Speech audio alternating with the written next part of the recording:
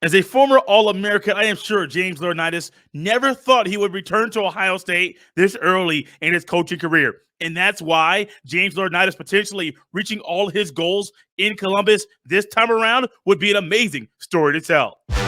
You are Locked On Buckeyes, your daily podcast on the Ohio State Buckeyes. Part of the Locked On Podcast Network, your team every day.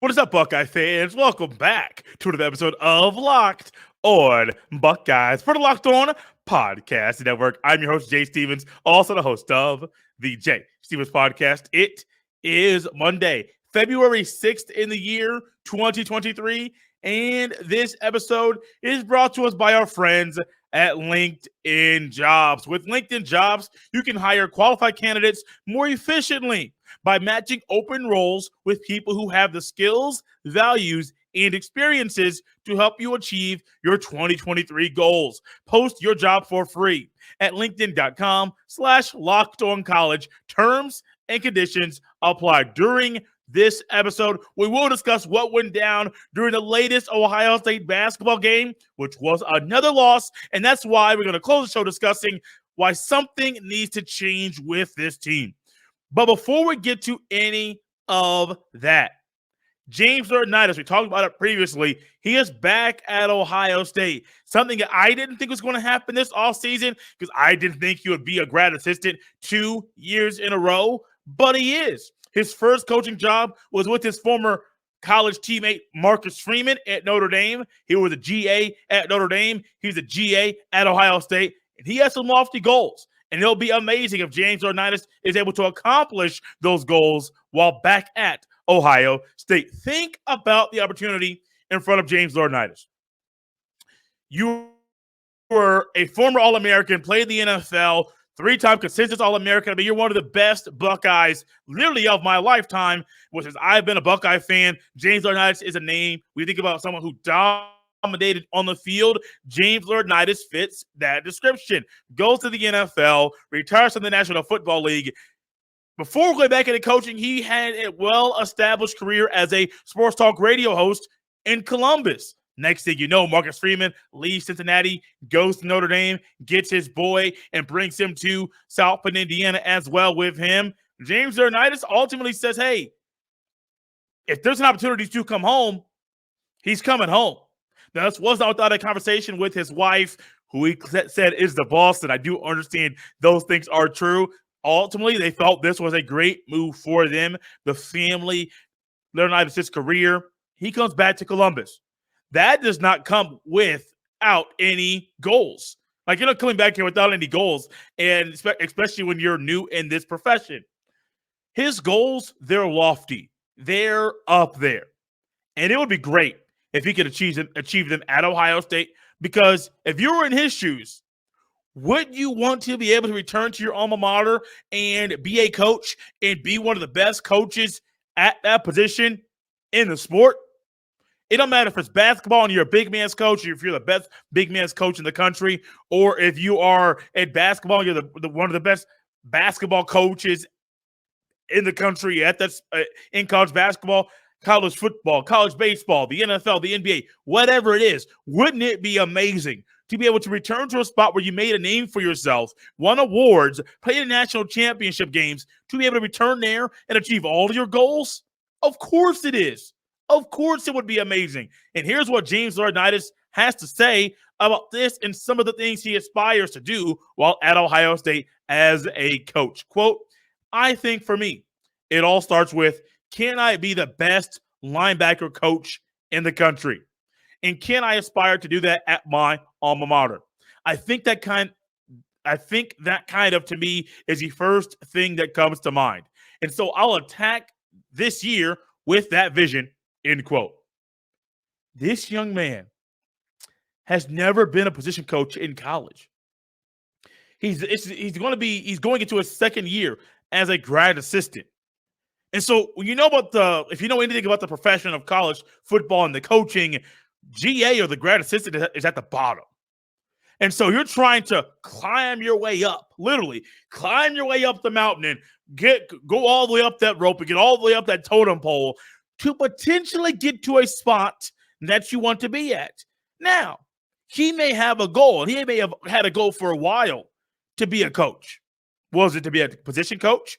Was it to be a D coordinator? Was it to be a head coach?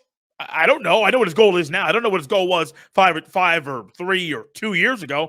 I have no idea. But at this current point in time, at the bottom of the totem pole, what does he aspire to do? Be the best linebacker coach in the country. And what better place to do that at than Ohio State, a place that currently is striving to bring back the level of consistent play at linebacker that we saw in the mid-2000s. And even going through Urban's tenure at Ohio State, linebacker was a position that you knew you were going to have at least an All-Big Ten player, potentially an All-American at that position. That was the assumption.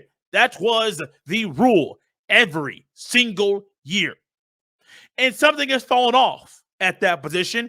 And James Laurinaitis knows if he wants to be the best linebacker coach in the country, you got to be a phenomenal recruiter. Oh, who else can help him out with that? Brian Hartline. I do believe Hartline and Laurinaitis played together at Ohio State so they can help each other. Hey, what did you do? Hey, how did you get to become a great recruiter? Hey, how did you get to be a guy who was a quality control coach and move your way up the ladder? Hey, why does Ryan Day trust you so much? Hey, how in the world are you connecting with these guys who are sophomores and freshmen in high school? What are you doing? And Brian Hartline can assist Laurinaitis in making this thing happen.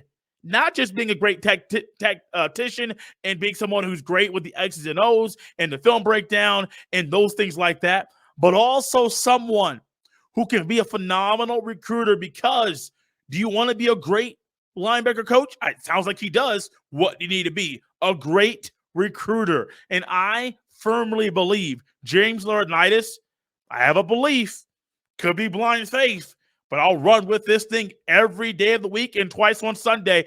I have a belief in James Laurinaitis. He can bring some of his mindset from him as a player, not just at Ohio State, but also in the NFL, bring that to the coaching staff and also show them, hey, y'all can do this. I can help you do this.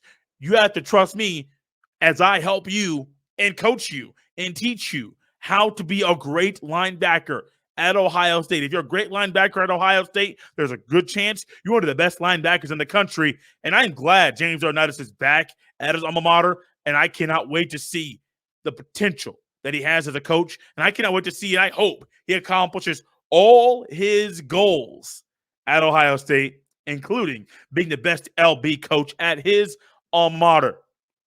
Positivity, a lot of optimism with the Ohio State, new Ohio State grad assistant, James Laurinaitis. Ultimately, didn't have that same optimism going into Ohio State's recent basketball game. The outcome was what I predicted.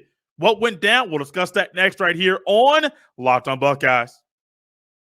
This episode is brought to you by LinkedIn Jobs. As a small business owner or hiring manager, you know that success in 2023 all depends on the team members you surround yourself with. That's why you have to check out LinkedIn Jobs. With LinkedIn Jobs, you can hire qualified candidates more efficiently by matching open roles with people who have the skills, values, and experiences to help you achieve your goals. LinkedIn Jobs helps you quickly attract qualified candidates to your open jobs with targeting tools. They go beyond resume data by using insights from your job post, company, and their 875 million member profiles to put your post in front of the most qualified candidates. Identify the most qualified candidates on LinkedIn Jobs and connect with them fast and for free. LinkedIn Jobs helps you find the qualified candidates you want to talk to faster. Post your job for free at linkedin.com/lockedoncollege. That's linkedin.com/lockedoncollege to post your job for free. Terms and conditions apply. Thanks for making Locked on Buckeyes your first listen today. Every day, make sure you check out our brand new podcast, Locked on College Basketball. Everything you need to know about college basketball can be found in this new podcast. Plus, hear from big name experts, insiders, coaches, and the players. Locked On College Basketball is available on YouTube and wherever you get your fine podcasts. We're playing basketball. That's what happened between 1 and 3 p.m. Eastern Standard Time on Sunday afternoon. A basketball game was played. Buckeyes, Wolverines. There's one thing that comes to my mind when this game ended. Losing to Michigan sucks. And I don't care if it's football, basketball, field hockey, lacrosse. Doesn't matter. Losing to Michigan sucks. And what was the outcome of Sunday's game? Another loss to the Michigan Wolverines. 77-69. Yes, a single-digit loss. Single-digit loss, yes. 8 points. You may say, Jay, it's not that bad. The Buckeyes have lost 9 of their last 10 games.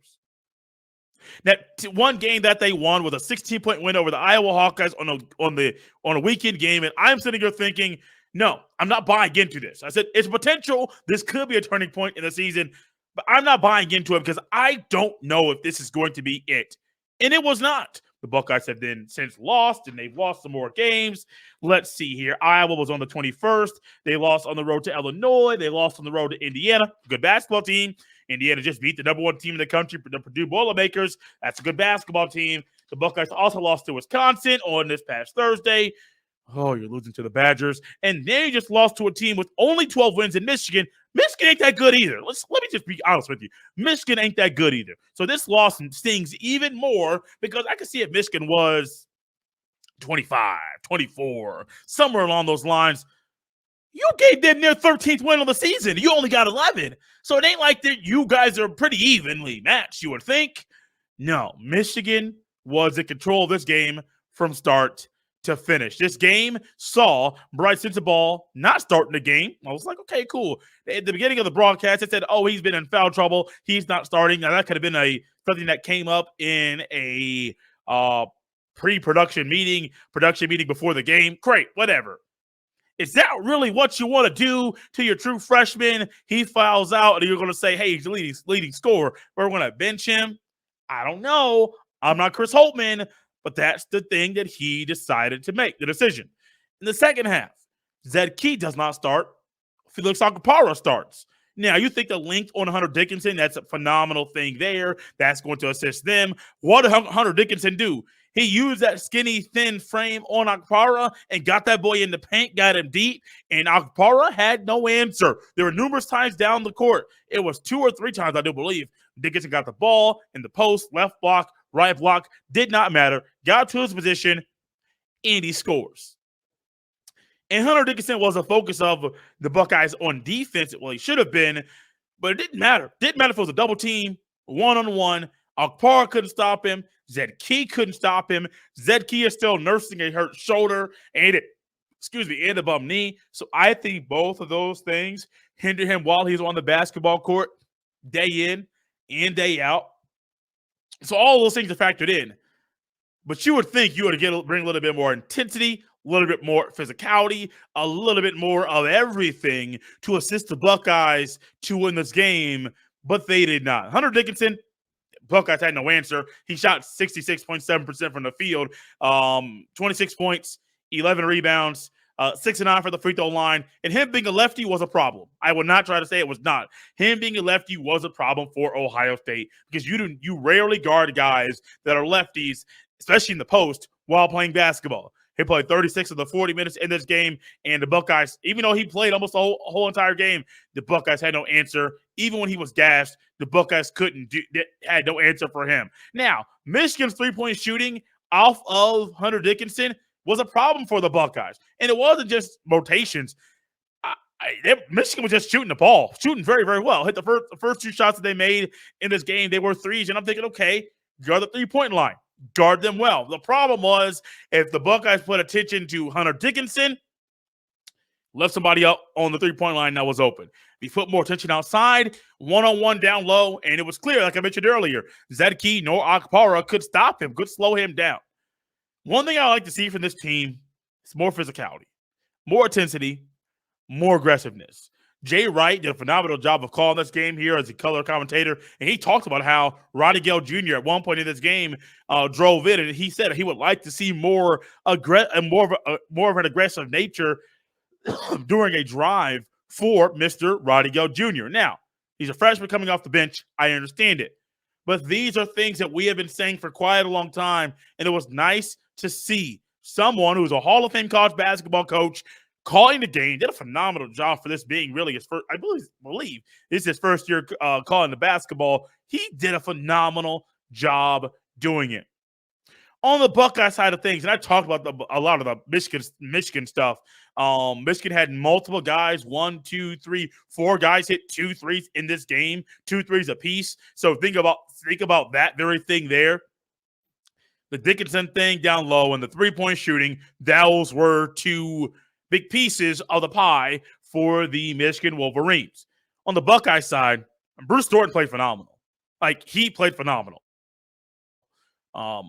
He's not one and done. And I'm very happy he's not one and done. I don't think Bryce Sensabaugh can be one and done, but something tells me I really hope he stays in school because he has more to learn about the basketball, learn more in the college. If it wasn't for Bruce Thornton, this game, Buckeyes would have lost by 15 points. 22 points. He hit 10 of his 13 field goals, hit 2 of his 3 three-point shots, and Bruce Thornton was a guy. I mean, it's clear Bruce Thornton is one of the best freshmen in the Big Ten Conference, and he was a guy. He was a person that the Buckeyes could ride in.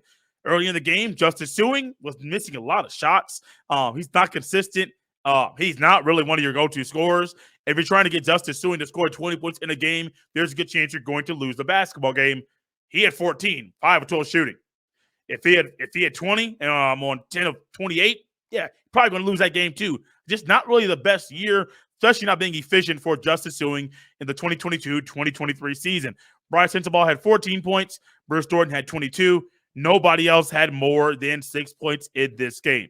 The Buckeyes, it would be nice if Zedke was not hurt, because I think if Zedke was healthy, we'd be talking about we'd be having a different conversation in regards to the Buckeye basketball team. Bum knee for him, still nursing a sprained shoulder. Chris Holtmann changed the starting lineup, changing who's playing at halftime. Chris Holtmann's trying to do anything to get things to work with this basketball team, and I think he has to go back to the drawing board because there's more work to do before the Buckeyes play this coming Thursday. This will be a home game against the Northwestern Wildcats. Before that, something needs to change with this team. We'll discuss what it is because they got a few days. They got a few days to work on and discuss what's wrong with this team right now, so that the fact that they have lost 9 of 10, that streak can lose, and they can beat Northwestern, Michigan State, Iowa, and get on a winning streak prior to the start of the Big Ten Conference Tournament. We'll discuss what needs to change now with this team next right here on Locked on Buckeyes. This episode is brought to you by Built Bar. Looking for a delicious treat but don't want all of the fat and calories? Then you gotta try a Built Bar. We just got through the holidays, and I know my goal is to eat a little healthier this year. If you're like me, where you want to eat healthier but don't want to compromise taste, then man, I've got just the thing for you. You've got to try Built. With Built, healthy is actually tasty. Seriously, they're so delicious, you won't think they're good for you. They're perfect for your New Year's resolution. What makes Built Bar so good? Well, for starters, they are all covered in 100% real chocolate. And they come in unbelievable flavors like churro, peanut butter brownie, and coconut almond. I'm not sure how Built does it, but these bars taste like a candy bar while maintaining amazing macros. And now you don't need to wait around to get a box. For years, we've been talking about ordering your Built Bars at Built.com. Now you can get them at your local Walmart or Sam's Club. That's right. Head to your nearest Walmart today, walk to the pharmacy section, and grab yourself a box of Built Bars. You can pick up a 4-bar box of cookies and cream, double chocolate, or coconut puffs. If you're close to Sam's Club, run in and grab a 13-bar box with our hit flavors, brownie batter, and churro. You can thank me later. This episode is also brought to you by Billiards Plus. Billiards Plus has the best selection of pool tables, game tables, shuffleboard tables, and more. And the best service in Central Ohio. Billiards Plus also can set you up with a brand new top-of-the-line grill that will last for generations. We all know how hard it is with the supply chain issues this year and getting certain things shipped on time. So when it comes to ordering that one big gift for someone you love, check out Billiards Plus and get there early this year. Billiards Plus carries the best pool tables from Brunswick, Alhassan, Canada, Billiards, and more. Plus, top-of-the-line grills from PK, Napoleon, Memphis, and Le Griddle. That will be the last grill you own. Seriously, these grills stand the test of time. No matter the season, Billiards Plus has you covered for all your indoor and outdoor entertainment needs. Visit their showroom on Dublin Center Drive in Dublin. Check them out at billiards-plus.com. Billiards Plus, family owned and operated for generations. This basketball team has become pretty predictable. Go to the game, get off the bus, go to the locker room, lace your shoes up, go out for pregame warm-ups, go back in the locker room, put your jersey on, go out for final preparation for the game, play the game, play to the level of your opponent. You might play slightly above that level every now and then, but for the most part, you're playing to the level of your opponent. It doesn't matter if it's Wisconsin, Michigan. Who else have they lost to recently? Indiana. Well, Indiana just played out of their mind. Illinois, Rutgers, Nebraska, Minnesota, Maryland. Doesn't matter. Even Purdue. You played Purdue really, really well. What happened? It was a loss. But you're playing pretty much to the level of your opponent, for slightly below. The talent of this team, I've been covering this team for the past 3 years, and this is clearly the most talented team I have covered since I've been covering Ohio State here. From Bruce Thornton to Bryce Sensabaugh to Justice Sewing to Zed Key to Felix Akapara, Roddy Gale Jr., Isaac Likely, whoever it is, this team, Sean McNeil, they are really talented. You have a shooter in McNeil. You have a talented point guard and freshman Bruce Thornton. You have a guy in Bryce Sensabaugh who is a 3-level scorer, kind of an old man game, get you to the post or high post, free throw line extended, and be able to work you in different ways to put the ball in the basket. You got a talented guy in a transfer in Isaac Likely. You got a talented guy in a transfer in Tanner Holden. They have pieces all over the place to be successful. But for some reason, when they play the basketball, they're not really successful. And this is why something needs to change. Now, this is not my call or me saying that Chris Holtmann needs to be fired. I am not going that far just yet, even though I'm leaning more towards Holtmann needing to leave. That's not me saying he's a bad coach. I just think that sometimes, as some people have said, at some point you lose connection with the players, and there's nothing you can do to change that. Maybe that's what we've seen at Ohio State, even with the freshmen. Maybe his voice is not the voice that it used to be, and there's nothing he can do to get that voice back. But I would personally love to see somebody step up and to be a leader. That drive that was not aggressive enough, make it harder next time. Drive with more aggressiveness next time. Protect yourself. Don't be going all willy-nilly and trying to make these high acrobatic plays. No. Stay controlled. Follow the game plan. Follow the script. Do what you're good at. Don't try to do somebody else's job. Hey, Sean McNeil, you can lock and load and knock that thing down from deep. Rise up confidently. No pump fake side dribble to the left. Side, one dribble left pull up. No. Catch and shoot. Lock and load. Do what you're good at. Tap into something that we saw earlier in the season, because if you tap into that, even with an injured Zed Key, the ball moves so well early in the season. An injured Zed Key will not be a problem. but something needs to change. And I do think this is a conversation Gene Smith needs to be having with himself and the other people that are part of the athletic department, especially those on the basketball side, because they are the people that are going to be responsible of, hey, Chris Holtman's gone. Who's going to be the next guy? And whoever the next guy is needs to fit a certain description and fit the criteria of what we are looking at in a basketball coach. Chris Holtman fit that criteria prior to, and I don't know what's happened this year as this team keeps losing. Do I have confidence they're going to beat Northwestern at home? Absolutely not. Do I have confidence that next Sunday on the 12th, Super Bowl Sunday, the Buckeyes are going to beat Michigan State at home? Absolutely not. Do I think they can beat those teams? Yes, but my confidence meter and level with this team keeps getting lower because at some point, somebody needs to show some fight, and especially against your rival, the Wolverines. Somebody, an older player that's been around for a while, that's been a part of this program, show some Buckeye pride. Because I ain't seeing it right now. I haven't seen it for a while. I know we don't go on these kind of rants about basketball, especially during this season, as there's been less basketball talk here as the team keeps losing. But something needs to change. One person recently told me that said, hey, man, I feel sorry for you that you have to cover Buckeye basketball. It doesn't seem fun. And ultimately, I'm sitting here watching this game. I'm watching these guys play. I know what they can do. But for some reason, ain't nobody stepping up. That's why something needs to change.